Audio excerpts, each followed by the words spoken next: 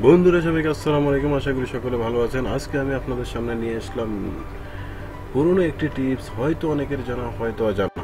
তো যারা জানেন তারা ভিডিওটি এখানে স্কিপ করে দেন, আর যারা জানেন না তারা অবশ্যই ভিডিওটি শেষ পর্যন্ত দেখবেন।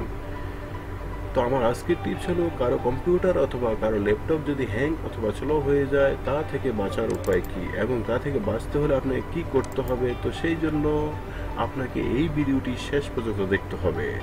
তো আপনারা দেখছেন বরাবর মতো ইউটিউব বাংলার ভাইকে, আপনাদের সাথে আছে আমি ফখরুল ইসলাম। চলুন শুরু করা যাক। তো ফ্রেন্ড, আপনার কম্পিউটার অথবা আপনার ল্যাপটপ যদি স্লো হয়ে থাকে বা স্লো হয়ে যায়, তাহলে আপনাকে কি করতে হবে। আপনাকে প্রথমেই চলে যেতে হবে স্টার্ট আইকনের ভিতরে। এখানে গিয়ে আপনি এই চার্জ বারের ভিতরে এখানে লিখবেন service, SER, service, SERVICES, service. এটা লিখলেই আপনার উপরে চলে আসবে। দেখুন উপরে লেখা চলে আসছে সার্ভিস। তো এটা আসার পর আপনি এখানে ক্লিক করবেন। এই যে ক্লিক করলাম আমি। হ্যাঁ, এই যে বন্ধুরা দেখুন, এটা লেখার পরে আপনি ওকে করার পরে দেখেন এরকম একটি ফাইল শো করবে।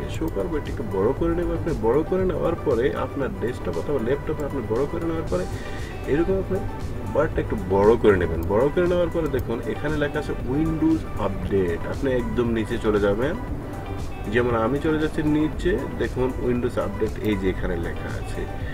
মাউসের লেফটে আপনি ক্লিক করবেন, এরকম এখানে লেখা আছে প্রপার্টিজ, এখানে আপনি ক্লিক করবেন। ক্লিক করার পরে দেখুন এখানে অনেকগুলো প্রোগ্রাম আসছে।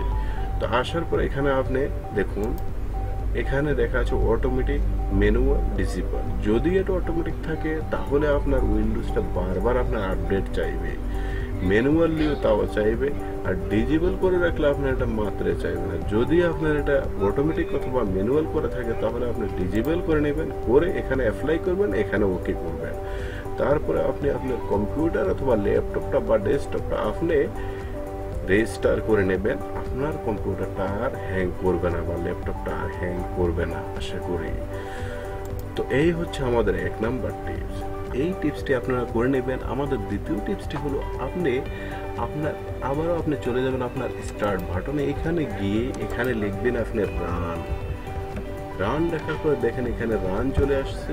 রানে আসার পরে আপনি এখানে ওপেন হওয়ার পরে এখানে লিখবেন MSCONFIG, কনফিগ লেখার পরে আপনি এটাকে ওকে করবেন। ফ্রেন্ড, এই যে খুলে গেল।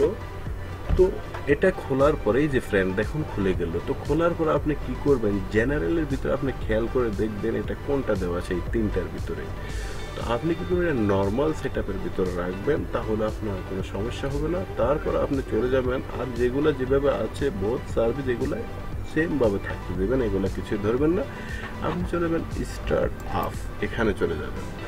এখানে যাওয়ার পরে আপনি দেখবেন, এখানে আসার পরে আপনি দেখবেন আপনার কম্পিউটারের ভিতরে কতগুলো চ্যাপ্টার ওপেন আছে বা কতগুলো চ্যাপ্টার রানিং চলতেছে।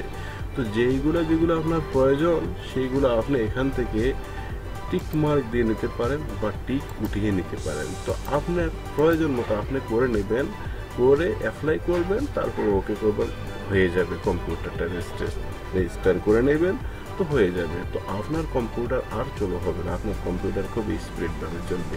এইভাবে যদি আপনার কম্পিউটারটি ব্যবহার করেন তাহলে আপনার কম্পিউটারটি অনেক সুন্দরভাবে আপনি চালাতে পারেন, কম্পিউটার হোক অথবা ল্যাপটপ হোক।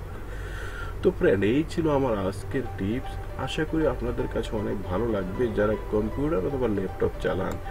আর আপনাদের কাছে আমার একটা অনুরোধ থাকবে, যদি আপনাদের কাছে আমার এই ভিডিওটি একটু হলে ভালো লেগে থাকে তাহলে কমেন্ট করবেন এবং লাইক করবেন, আর সাবস্ক্রাইব করতে ভুলবেন না। আশা করছি আমি আপনাদের জন্য আরও নিত্য নতুন ভিডিও নিয়ে হাজির হব। তো সেই পর্যন্ত ভালো থাকুন, আপনারা সুস্থ থাকুন। আল্লাহ হাফেজ।